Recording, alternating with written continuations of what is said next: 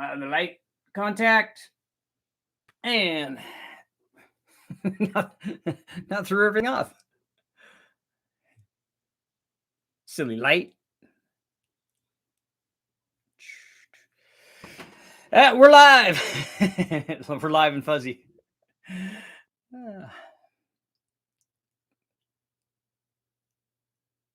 Come on. Someday I'll find the trick to this camera. I tried changing cameras out, but it didn't really like that. There we go. Look at that. See, even Bruno's mad.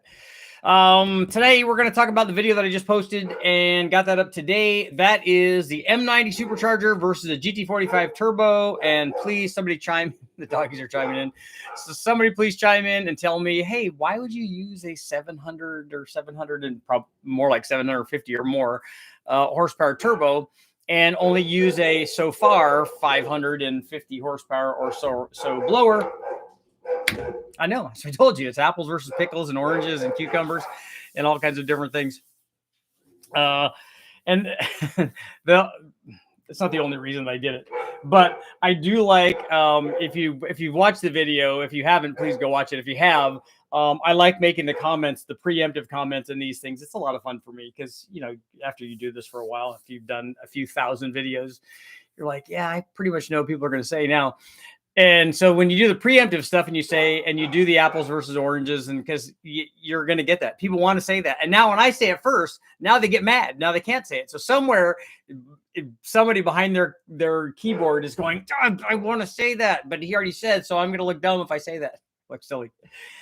That's, you know, it's the little things in life.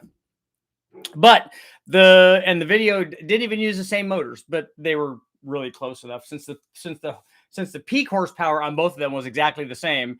Actually, the peak numbers that we were comparing, that's what I normally give in the videos, those are realistic. And they didn't realize that till after I'd gone through the whole video. And I thought, you know, I'm telling people that one of them is about 10 horsepower more than the other, 10 or 12 horsepower more than the other, but it's only like that through the range and not at the peak. So the only thing that's going to do is give you more average power, which is definitely beneficial, but not more peak power. So the peak number that we're seeing, peak to peak, those are the real things. There is that much of a difference. And it's not, for me, it's not surprising, having done turbo versus blower thing many, many times now. And this is what happens when you run turbo and when you run a supercharger. One of them makes more power than the other at the same boost. And then and like we saw with the turbo, you can make more power than the blower does at a much lower boost. And so let me know. In fact, that'll be I think we had an intercooler poll already, but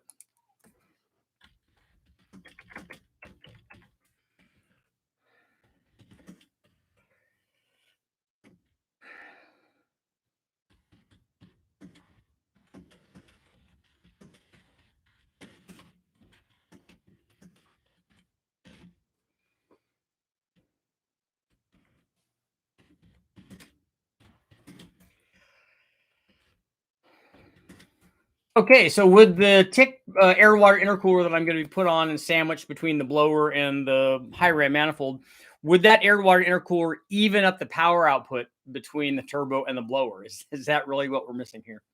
Let me know in the comments. You know, it's Friday. You got to have some fun.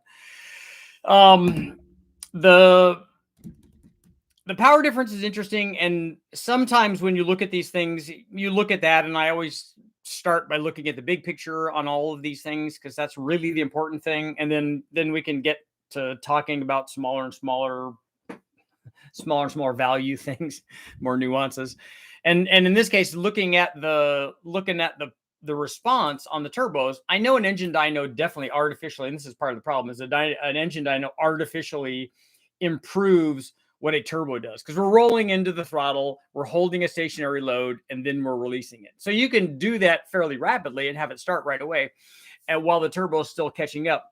But it's not the same as you nailing the throttle on the street. When you nail the throttle on the street, depending on what gear, like if you did it in fifth gear, then it'd be kind of similar. I don't know why you'd be doing that, but fifth gear, sixth gear, eighth gear, how many ever gears you have, if you did it like that, then there would be some sort of comparison at least to see how the boost comes up. And that would help you, obviously, having more load on it. If you did it in first gear, could just spin the tires, depending on how the boost comes on. If it's going to accelerate in RPM because of the gearing, because of the multiplication so fast that the boost may not come on. The boost may follow this sort of acceleration rate because of the gearing. So you may not have the boost response that you want. Maybe you will. Maybe you have a bunch of heat in it. Maybe the turbo size small enough. Maybe all of that stuff works and it will be just fine. But on the engine dyno, it's artificial. So really, if you wanted to show this, doing it out on the street would be a much better deal. A chassis dyno would kind of give you an idea. But again, you have a varying load on the street, which you don't have on the chassis dyno, unless we did it in multiple gears and stuff. So it'd be, there's a lot of things that could be argued about this. The immediate boost response is good, obviously, from a supercharger, whether it's a roots blower, twin screw, whatever, any sort of positive displacement specifically, not so much of a centrifugal. The boost response is still there. When you nail the throttle, you're going to have boost in a centrifugal. You're just not going to have very much of it down low because it doesn't make boost until higher RPM. The positive displacement stuff, depending on how fast you're spinning the blower relative to the size of the blower and then the power output of the NA motor, that will kind of dictate how much boost you have at your disposal. And then also, what we didn't really talk about and cover in this in that video is the fact that one of these had a truck manifold and the other one had a high ram. Now, the high ram with the roots blower is beneficial compared to what would normally be there. It's just a very short or no runner situation for the blower manifolds. They're typically just open up into a common plenum. Hopefully, at least if they're going to do that and there's all this room, put an intercooler in there, give us some cooling. And that would be more beneficial. It'd be like the low ram versus the high ram. The low ram is going to be softer down low than the high ram. So at least the high ram has some runner length, which is good. And so we also, but we know that the truck manifold, we've done the truck manifold versus the high ram. We know the truck manifold is at least a little bit better down low.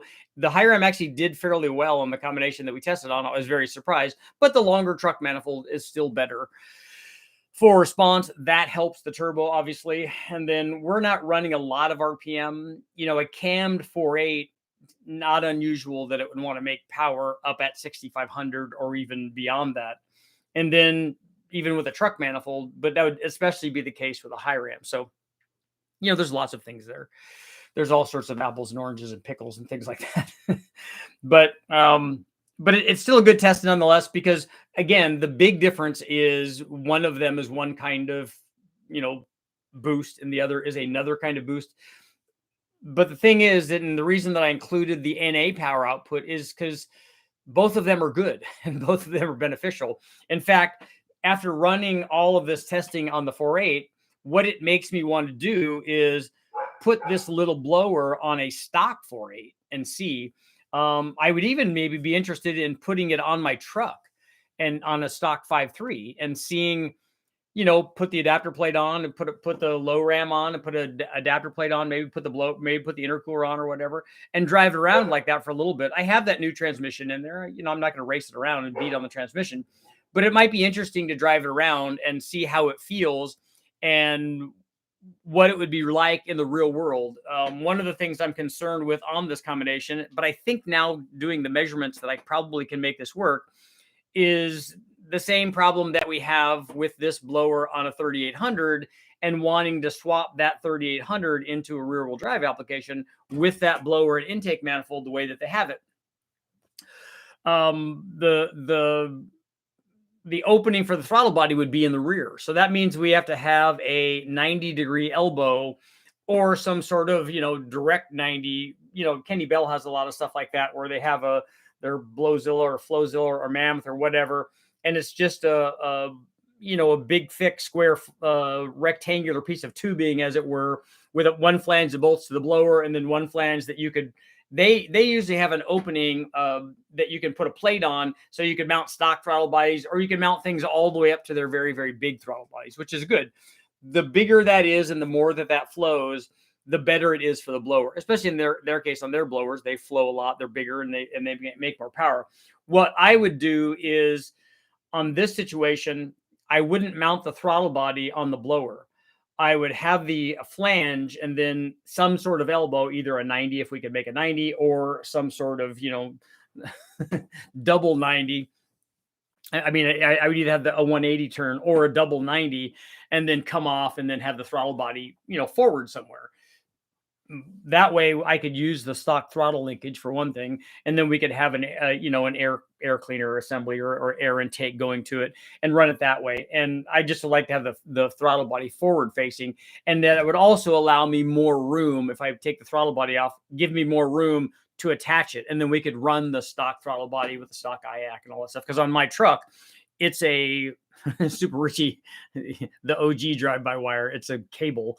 It's not actually a drive-by-wire. So that would be interesting, and I'd have to see what I'd need to do what the hookups are for the throttle body and stuff, in terms of PCV and stuff. But I think all that stuff is doable. I think it would be interesting to drive around with, if you just drove around with, 5 or 6 pounds or whatever, it would kind of be fun, and just see how it is, in the real world. In fact, I think that should probably be our poll, right? With the tick air to water intercooler, even up the power, 65% saying no. I'm going to end that poll at 65% saying no. So here is our new poll for the weekend.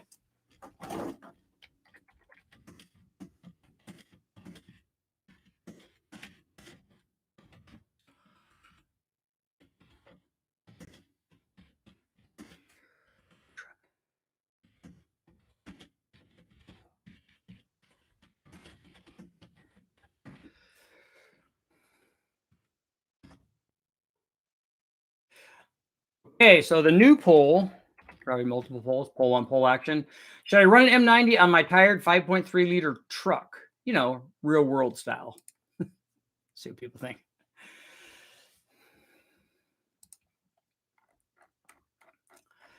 Darren, see what people are doing. Super Richie, my favorite superhero. Disguises a mild-mannered nobody. Cheap turbo versus cheap blower. That's right. It's my favorite when I have a question, then it gets answered just a few minutes later. See? That's why we're here. I already knew what the outcome was going to be. What's better for mountain racing? What do you mean mountain racing? You're racing a mountain, or you're racing on the mountain? I'd like to see the test with an LSA blower. An LSA blower is going to be bigger than the M90, so it should be able to make more power,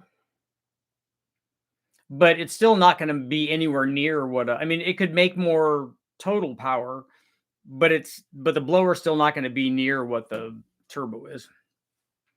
Turbo sensor, everybody said why not both, and we've done that. I love superchargers over turbos for drivers. They're easy to predict. Why do factory turbo motors blow up all the time? I didn't realize that was the thing. Remember Buick V6 and Chrysler or something? The 2.2 Chrysler motors were actually very reliable. When people blew them up, it's when they went from the 7 or 9 or 11 pounds that they're running from the factory to 25 pounds with not very much tuning. I'm about to find a good used LSA and ship it to you. Somebody said that they had one that I could use, and I don't remember who that was now.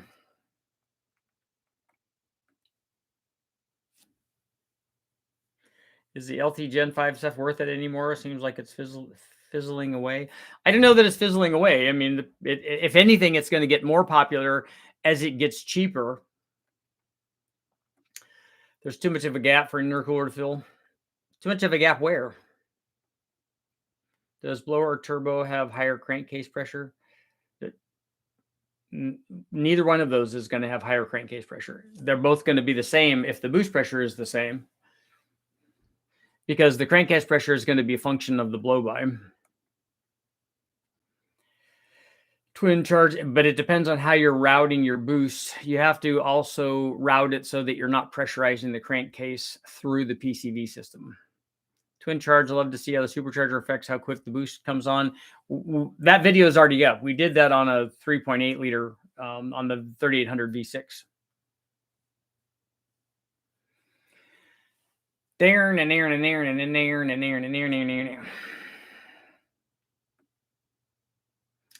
What's the difference with miles per gallon, maintenance, install? The fuel mileage should be better on a turbo because you're not having to drive the blower. When the bypass is open, there's not a lot to drive the supercharger, but there still is some. So I think ultimately the turbo would probably have, if you're really trying to get fuel mileage, like most people driving around are not trying to get fuel mileage. They wouldn't notice the difference between those two because they're not at that level. They're racing around all the time. And that's not for fuel mileage. But on a steady state level cruise, the turbo should get better fuel mileage.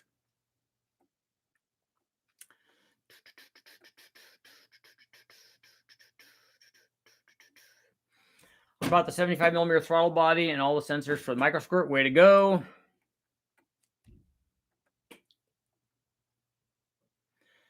Biggest problem I have with the blower is hard to stay out of it, burning up tires. Well, that's not a terrible thing. That's a good problem to have. 2007 Silverado would be nice with a turbo. Already got the Trailblazer SS intake. Oh, 500 wheel horsepower, stock 5.3. It would be good. 500 wheel horsepower would be fun. That'd be twice as much as I have.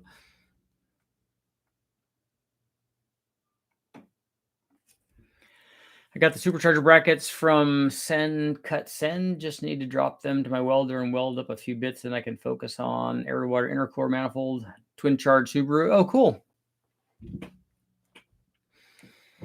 What supercharger brackets are you putting on there, Tony?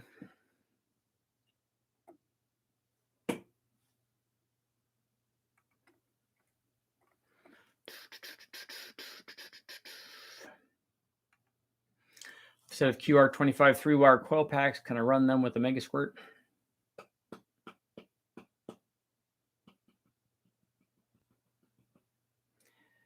Cut send. So what do? Do you send them drawings and they cut you out something? Is that what it is? We need a turbo emoji. I agree. Tony Angelo's trying to stuff an Austin V12 into a Fox. I saw that. most expensive Fox swap ever. Tony does cool stuff.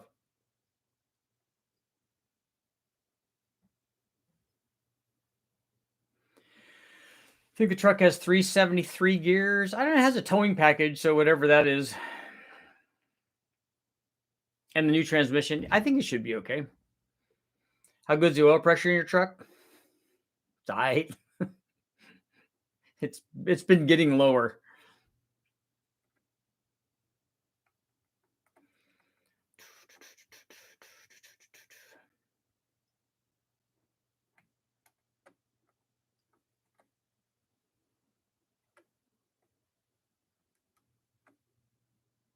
Recently, before they took the calcium out of motor oil, a lot of the high compression with turbo engines were detonating the calcium and shattered pistons. So you're saying that there's calcium in the blow-by and that they're detonating the blow-by, the calcium elements in the blow-by? How long do you want the thing to last? I want my truck to last forever. Just want to see the test before I choose. Finally, I'm going to more towing than racing with this truck. The real forums, not Facebook, say the LSA is better from their experience. An LSA is better than an M90, definitely, if that's what your point is. It doesn't make more power than a turbo, that's for sure. Is a turbo or supercharger better for mountain racing? So maybe I'm not. Are you? Maybe I'm not familiar enough about what mountain racing is. Are you doing hill climbs or what are you doing? Is this off road? Is this on the road? Is this like the Virginia City hill climb? Is it rally racing? What is it you're talking about? And this is just me not knowing what that is, not being cool and hip and stuff.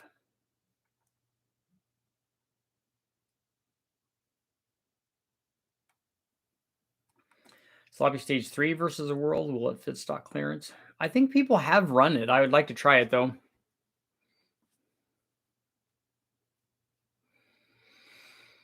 I have some fast coils that they sent me, but they require wiring, so they didn't get put on anything. Somebody needs coils.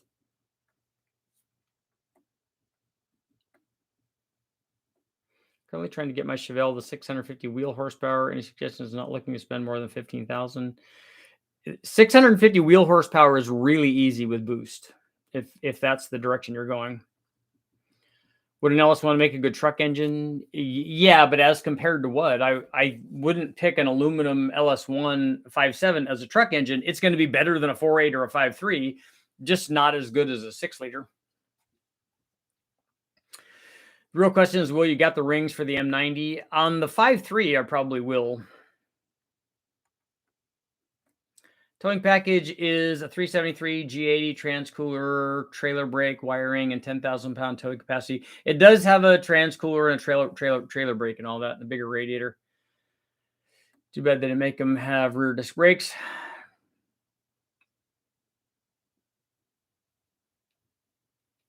I want to put a good LS in my 88D 150 short wide. What would be a good longevity LS build for 600 horsepower? 600 horsepower, a 5.3 with any kind of small camshaft in it and springs and a small turbo for 600 horsepower would be really good. Looks like the poll is saying that most of us are on board with the M90. Where's that? Who's that 15% that don't want to see that? Where did the weird calcium comment come from?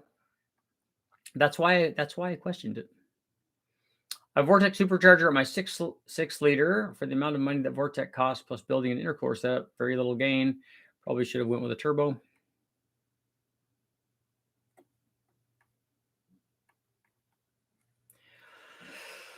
Get away! What's up? Like the oil getting into the cylinder and being detonated. That's what the article I read said. At least the change was listed when they switched oil ratings from SN to SN plus.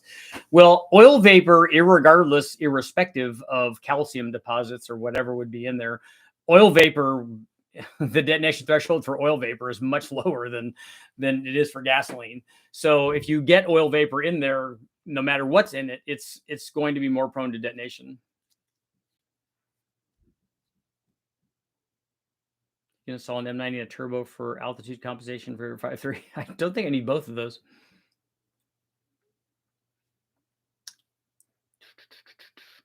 Not yes to the poll, but of course.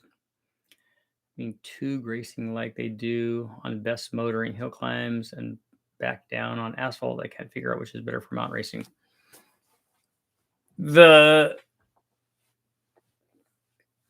I would assume that this is I don't know what TOUGE is. I don't know what that word means. I don't know what tube racing is, but if this is hill climb racing on a road course, then it's just road racing. So if it's road racing, you have to figure out if you can keep the thing responsive, and you also have to figure out how much power you can put down. So if you have more power than you need, then you're having to modulate throttle and do that stuff. Either one of those will work. I've raced both of those on hill climbs, both of those situations, a turbo and a centrifugal, well, all three of them, and a positive displacement blower. It was a Kenny Bell and not a Roots, but those are all good. And all of those, the Vortec wasn't overpowering because it didn't have low speed power that was, where I had is at least the course I was on didn't have to worry about spinning the tires exiting the turn. The others I did a little bit, especially the Kenny Bell.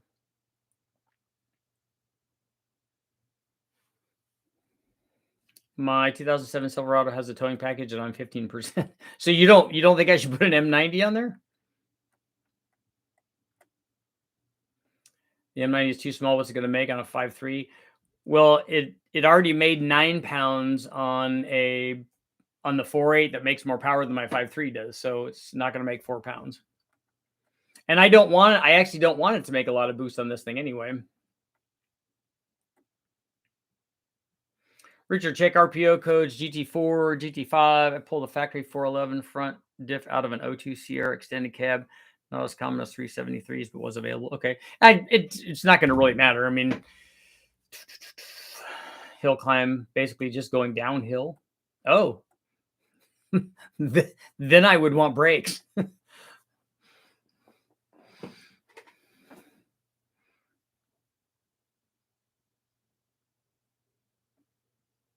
Birdsong is building an Aspen from donated parts and asking people for parts for a 360. He's going to put stickers on the window for YouTubers.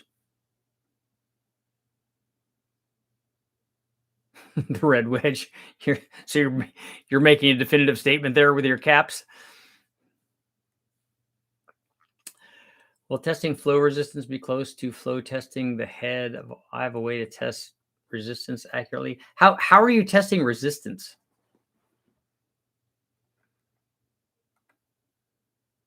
I think the M90 will be a total waste. I know that it won't be a total waste because I know that it will easily add more than 100 horsepower and more than 100 foot-pounds of torque to that thing. And so that would make it a lot funner.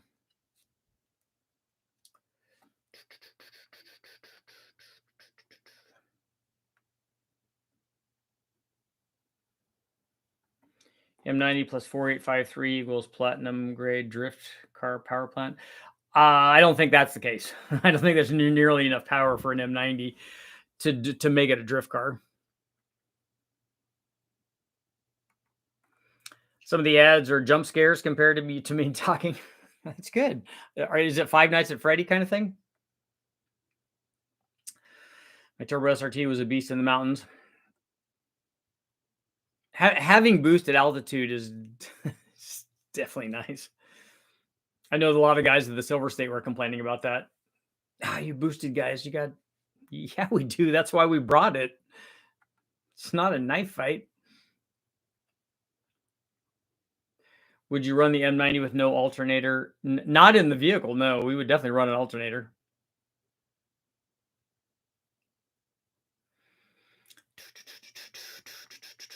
Well, with all talk of producing max power, what are steps that can be taken to hypermile stuff on the highway to pinch fuel? I did that on my Civic VX. So there's lots of things you can do. All of the aero things, any aero things that you can do are good. Getting rid of the mirrors, rain dropping, or that's what I like to call it. Tapering the rear of the vehicle to bring the airflow in and so that you don't have a big low pressure area back behind the car.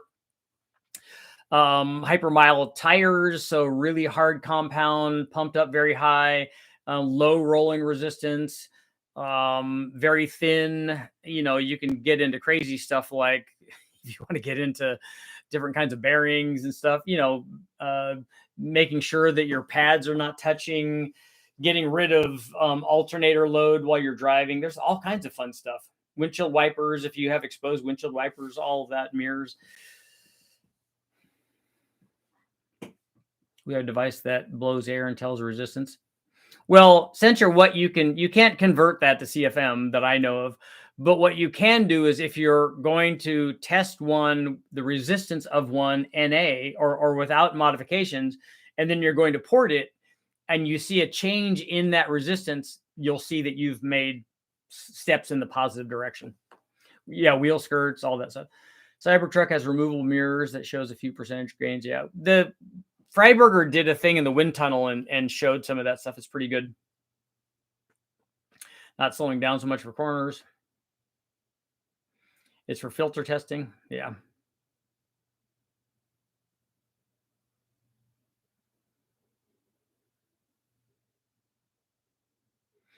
Chop top, that's good too. Lay the angle of the windshield. I mean, it depends on how crazy you want to get, but yeah, lay the windshield back, cover up all the openings in the front, put a pointed nose on it, lower the car down so that it's scraping on the ground almost. Nice, easy, relaxing, high quality evening, riding your 125 Trail 70. Nice. Oh, somebody may know. I have a question actually for people. So I came here for advice from you guys. I have a GoPed, and every time I let it sit, the cylinder fills up with fuel. I took the carburetor off to see. I don't know how the carburetor could be leaking fuel into the combustion chamber because the fuel level is below the carburetor. So I don't know how that's possible. I took the carburetor off to check and make sure that all the gaskets are right and that it's not, that it wouldn't be leaking fuel somehow. But somebody let me know how fuel could be getting in there. Just by Honda Insight, those are really good. I especially like the early ones. Basically the 1970s Dodge NASCAR wings, not a wing. But if you look at a Torino Talladega or something, what you want to do is you want to, the back of the car, like what they did in on the Cobra Daytona, they did a camtail, so they were tapering the back and then they just chopped it off.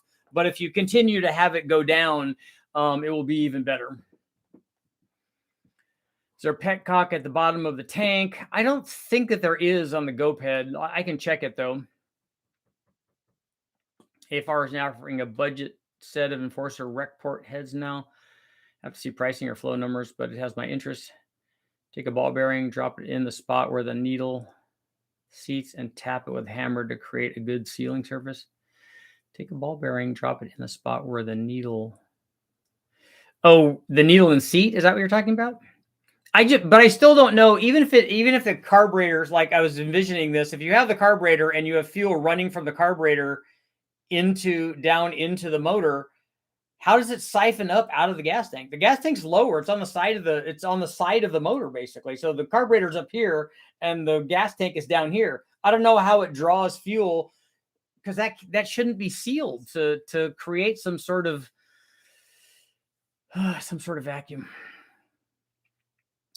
You check the rubber on the float needle or dirt between the seal. I'll check and see. I have the carburetor part. It is a 2-stroke, yeah. Take your fuel cap off after you run the engine. So do you think that's what it is? It's creating vacuum in the tank? No, but that's actually really good advice. I'm just going to drill a hole in the top of the gas cap.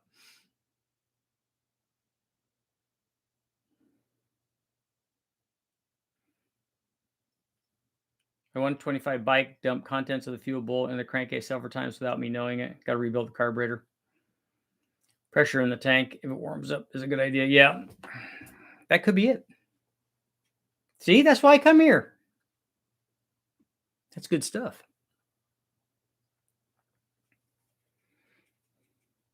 Now I'm going to drive it and leave the gas cap off and see what it does.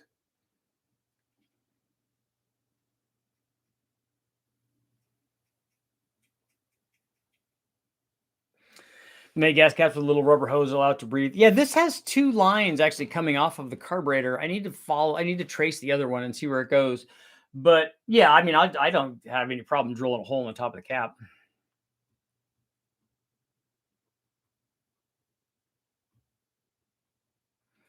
Those carbs are really neat. They're like chainsaw weed whackers. That's what it is. It's basically a weed whacker motor.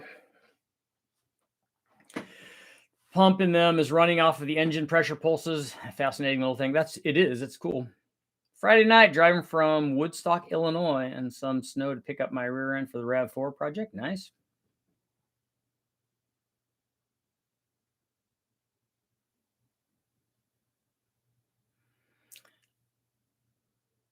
Try loosening the cap before you go to the extreme of drilling it. It's not really extreme. I mean, the drilling a hole in the cap is not going to do anything. It might allow fuel to slosh around, I guess, when I go inverted. 2025 cc carbs, yeah, they're cool. I want to put a Dominator on it. I'm sure one of the lines is a return line. So that return line should go back to the tank, right? And I just want to trace them and see where they go. I want to see what level the return line's going back in.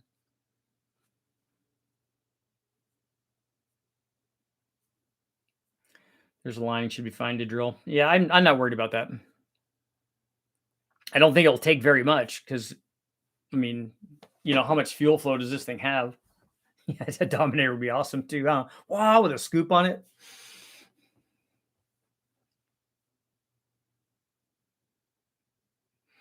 E10 gas evaporates. It does.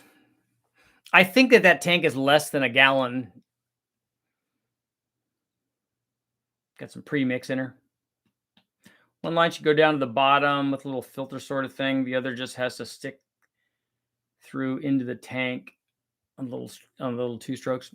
Yeah, I haven't looked to see where they are. I just kind of would like to know so I can envision stuff.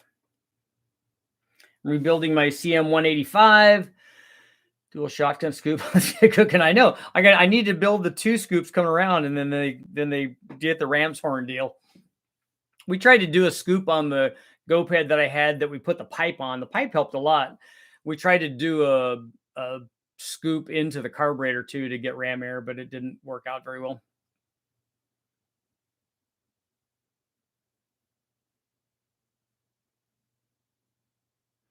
Some outboard engines use engine pressure to pressurize the fuel tank. I'm sure that that's what they're doing. So maybe it doesn't have a fuel pump on the engine. They're using pressure to do that. I can only deal with two strokes if there's no other choice. If you ever get a 4-stroke GoPed, let me know where the hell the propane-powered ones went. I'd like to have a chain-driven one more than that friction drive that they have on there.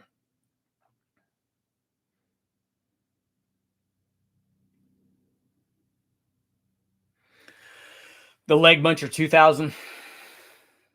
How's our poll doing? 85% saying yes, I should. So go ahead and end our poll there. I think Tom DeMuse is going to make plates for this. So he's going to, and maybe offer them for sale.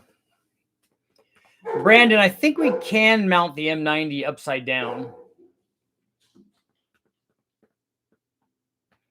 Burns, Formula One is trying 2-strokes again. I like the 2-stroke Grand Prix bikes back in the day.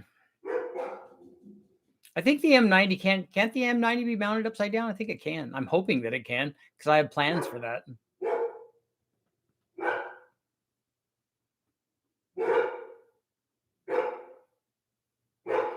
Don't know if any of the 2-strokes I saw pressurize the tank purposely. The little ones, they have a pump inside the car for moving the fuel.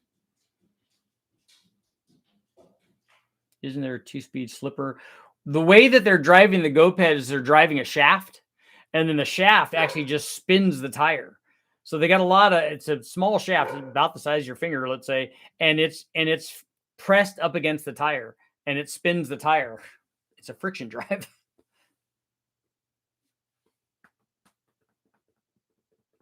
Yeah, the friction drives. Speedmaster 671, do you believe there's longevity in a drag and drive car application? I use their 671 blower kits, but not their blower. The blower that I used was from the blower shop, actually, because this was very early on and they weren't making their own blowers. So I have never tried one of their superchargers.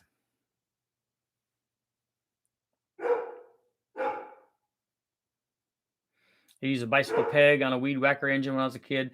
I remember driving that before the GoPeds came out. I remember driving the skateboards that had this motor on it, and they were skateboards. And then they had the little trigger control. It had a little cable that came up, and then a little handle with a trigger control, so you could ride on those. The problem with those is every time people fell off, they're still holding onto the trigger, so it would just yank the throttle cable.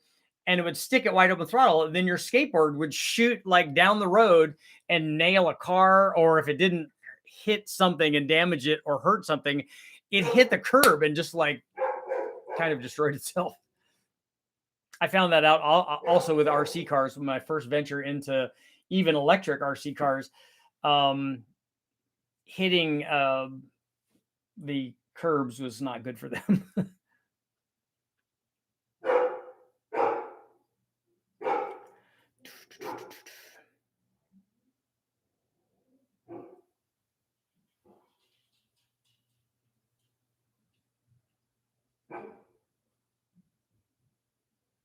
Admiral, what's going on?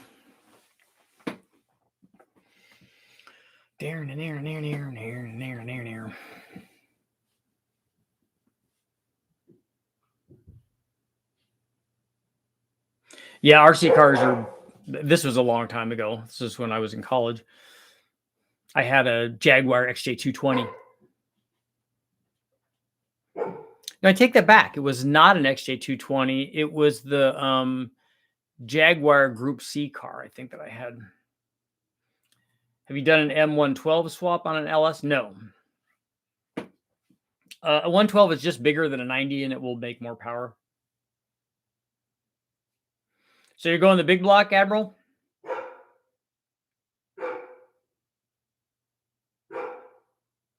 Take the grinder, increase the knurling on the drive so it has less slip. Yeah, I don't know how much slip it's having. We tighten the, because you can press the tire against it when you get tire wear. Because that's what happens is the tire stops being round and it starts being flat where it's being driven. Then you can put new tires on it.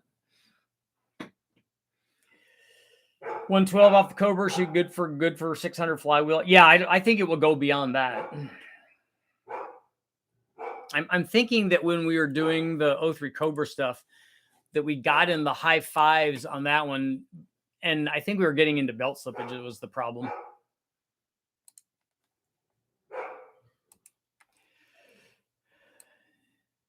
My vicious watchdogs are down there. Modular Ford results. 4.6 Cobra. Ooh, pulleys.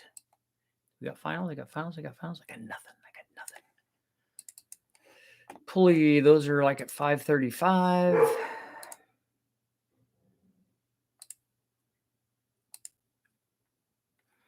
It's 11 pounds, starting off at 13, dropping down to 11.9. So we have a slightly falling boost curve. I think we on the boost bash one, I thought we got up into the 580s or something.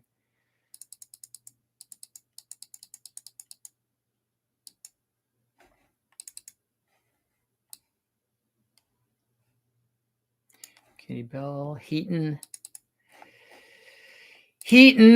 yeah, mine like a steel trap. 577. I missed it by 3 horsepower. And again, we have a falling boost curve. Starts out at 15, got up to as high as 15.8 psi at like 4,200, but then fell off to 12.3. So let's look at our boost curve there. I'm pretty sure that that's, yeah, I don't think that that's, I mean, the blowers could be running out of power, but still it should not fall off like that. Cam for turbo and blower the same or different for the same motor. You can run any cam with a turbo, with a blower, or with a turbo and a blower.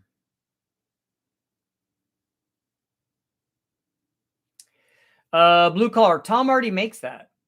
He has adapters that you can run a 112 and a 122 on an LS.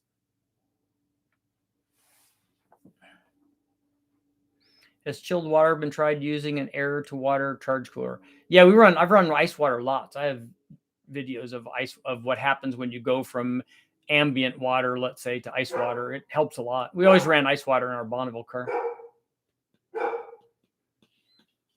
Put it on a 4.3. Yep. I designed an air-to-air intercooler system for an M112 supercharger when I worked at Eaton 20 years ago. They wouldn't let you build it. They do need, I mean, an intercooler obviously is beneficial. I have an interchiller. It uses my AC to get it cold. It was a waste of time. I was getting similar temps with ice water and different boost uses. When I do the Cobra blower on the aviator setup, I'm going to set it up for like 400 wheel, 450-ish crank with a port job blower only, then add turbos. Cool.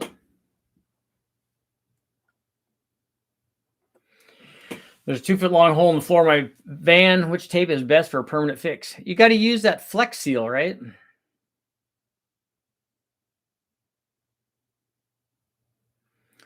Dry ice and alcohol. That's not a safe mix.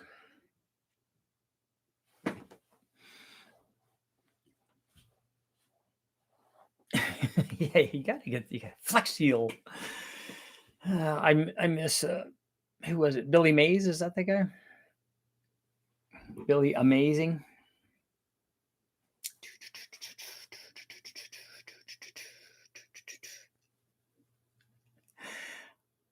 I want there to be some way to trick the camera. I want it to recognize me.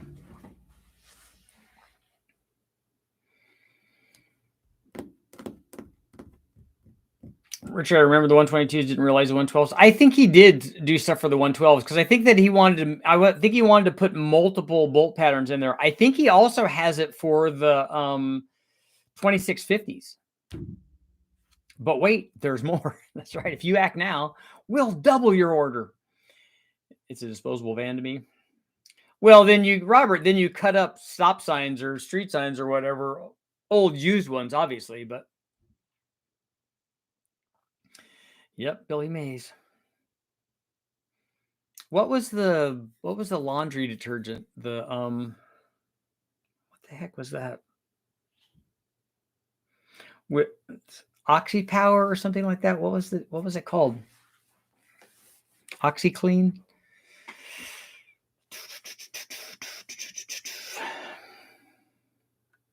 Oxy Clean. See, that's right. Mind like a steel trap. I'm not a Swiss train conductor. Greatest line ever in the movie about Queen. That was Freddie Mercury's line. I see you're not on time again. I'm not a Swiss train conductor. I thought he was going to say a Swiss watch, but that's not a safe mix. That's right. When I run out of metal, I'll go look for some, I suppose. The rest of us film it if you do it. Yeah, definitely. No, if it's not on video, then it didn't happen. But that's a hold my beer from a safe distance. Taking notes on the first mods for 460 truck. Hey, somebody that you know has video up on what mods to do to a 460. Should I swap in a later truck 6-speed? Trans has no second gear. Yeah, so you got to have a transmission in there. Might put small twins on my Silverado 15 Silverado. Is that LT?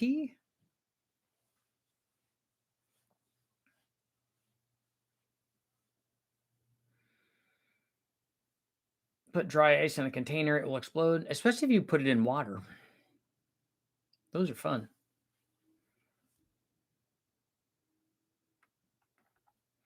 I think the guys are using dry ice and acetone, and I just don't want to try anything that volatile.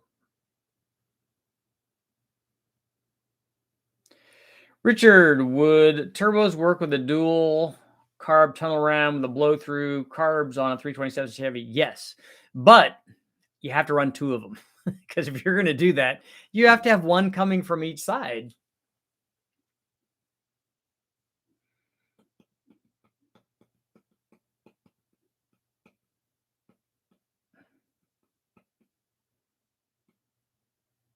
Stoves are my favorite source of high-grade auto body sheet metal. That's a good idea.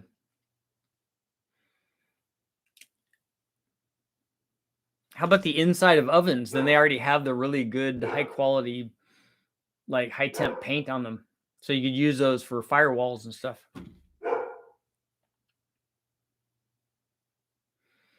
So interestingly, the 6-liter Power Stroke has the same bell housing as mod motors. So you could swap a 10-cylinder in there, right?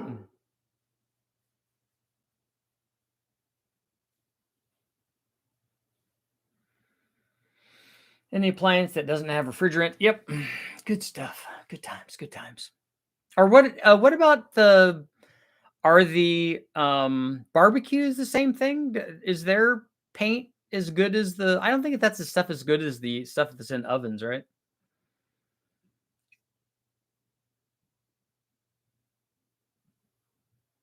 Hammer Haas, I ran the crap out of a sloppy stage 3 with stock flat tops. I'd love to rev my 4.8, I would imagine. Answering the question way late as I'm watching the stream, about 27 minutes behind. That's all good. That's good to know, though. Somebody's asked me if it would fit. It seems like the specs would make it be close. And if it's not going to hit on a 4.8, it's not going to hit on the others.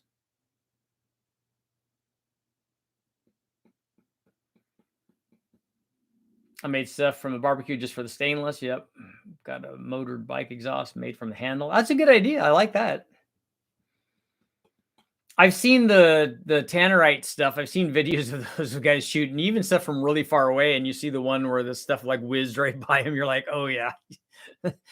Somebody was like, here, let's move you over just a little bit right here, so that thing that's going to be coming at you while you're doing something dumb is not going to take your head off.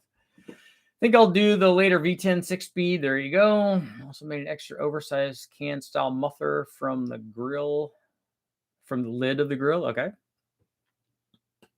I think what's in an oven is ceramic coating. Okay.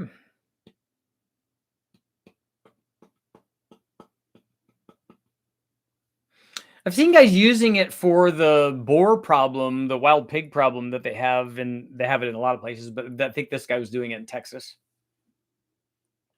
It's not very successful. It was exciting. High explosives are highly explosive. Nobody could have known. That's right. Have you guys ever seen Bigfoot? The monster truck? I have seen that one.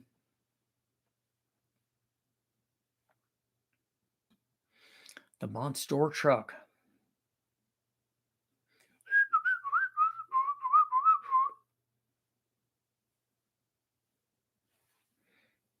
Did something to my...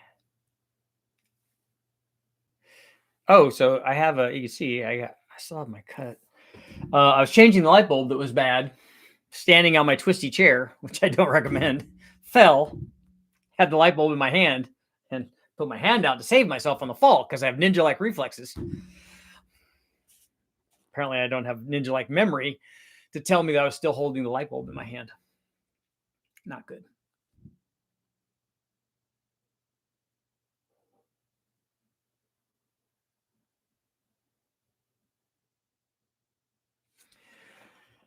So does anybody have ideas for slab shack? Let's see. What degree should an engine lean back in an engine bay? So are you asking about the engine tilt, or are you asking about the drive shaft angle?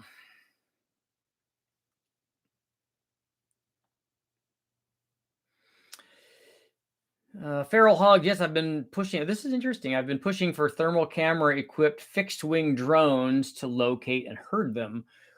Will they stay herded? Would you be able to do that? Can't you just be too close for missiles? You're going to guns and just go right in. We usually try to have on the dyno when we're running them. We usually have to have them fairly level. If not, we have them up a little bit on the front side just so that the oil drains back on a rear sump drain. I ran it with pack 1218s and revved it to 8200. That seems like a lot. Exactly, Burns. That's perfect. And that's not too soon. That's awesome. How many super rich does it take to screw in a light bulb? Exactly.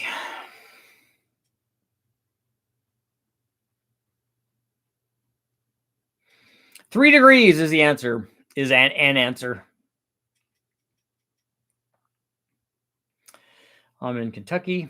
5.5 psi should be perfectly safe on gas on L83, 5.3, and a 15 Silverado. On E85, it might not be enough. You throw in an LT4. Pump and injectors, you could go more boost with the 85. Yep. I just don't know how much fuel you have to play with. You could put, like you said, the LT4 stuff in there. And I think isn't a LT1 injectors are bigger than L83 injectors too, right? The L86 LT1 stuff is bigger. 1 foot on the desk next time. Exactly. It's too messy though. I want to step on a Hot Wheels car. It's like stepping on a Lego. It's the worst. I was even doing the twist too. It was awesome. So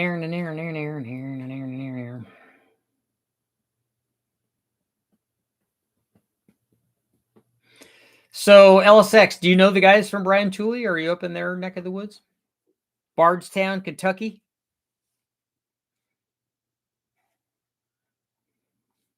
Bardstown.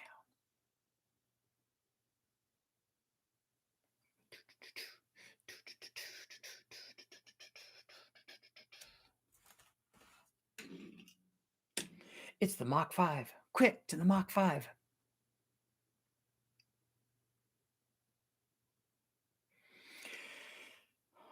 I'm about an hour from BTR. I've been to the shop. Good people. They are good people, yeah.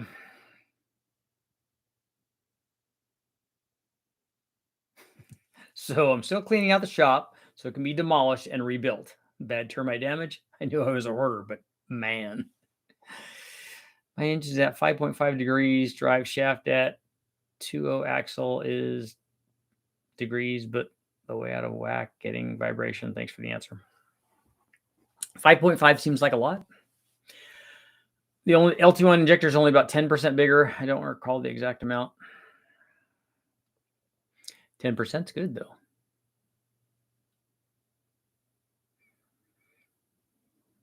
Gives you that safety margin.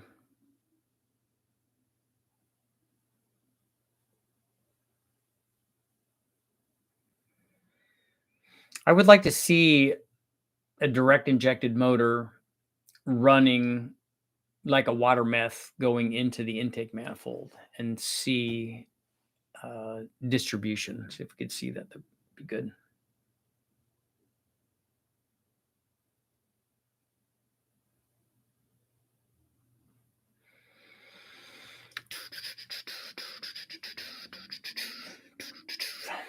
Plus, if I put a blower on there, then I'll have the blower whine, which would be good. Supercharged.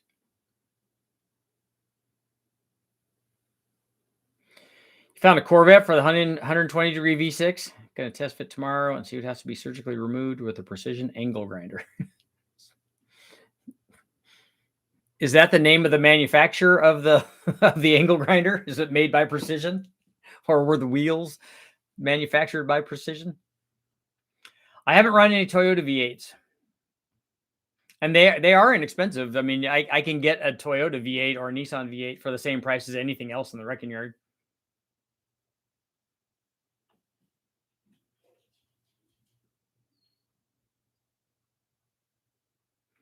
Next LS sort of idea. No, I've wanted to run those for years. I had a ProCharge LT1 Trans Am for a while. I'm done with belts. I feel like that a lot of times when I'm at the dyno and we have a belt slippage issue. I'm like, yeah, I'm not doing this ever again. Cog belts are nothing.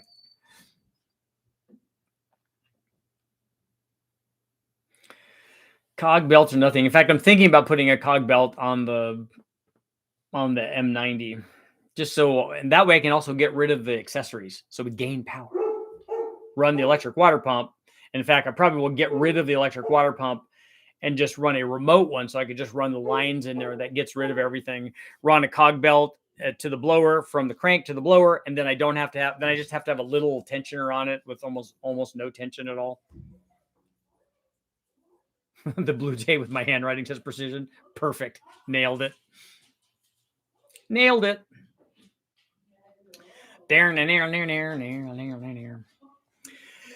Okay, guys, it's Friday night. It's time to go do Friday night stuff. Yeah, it's almost assembly itselfness. That's good. That should be that points for that. That should be on a t-shirt. Almost assembles itselfness. That's what an LS has. And on that note, I will see you guys all tomorrow. If you haven't, please go look at the video that I put up today. You got to do all that. I have another video. My number one video is the 6-liter maximum power video. And that's getting up at 850 or 860,000. So we want to get that to 1 million. So what I'm thinking about doing, and maybe this will be the poll for the next live feed, is should I do some kind of giveaway if one of the videos ever reaches 1 million views? So let me know on the next live feed, and maybe we'll use that as the poll. So let me know. Be thinking about that, in the back of your mind. I'll see you guys all tomorrow.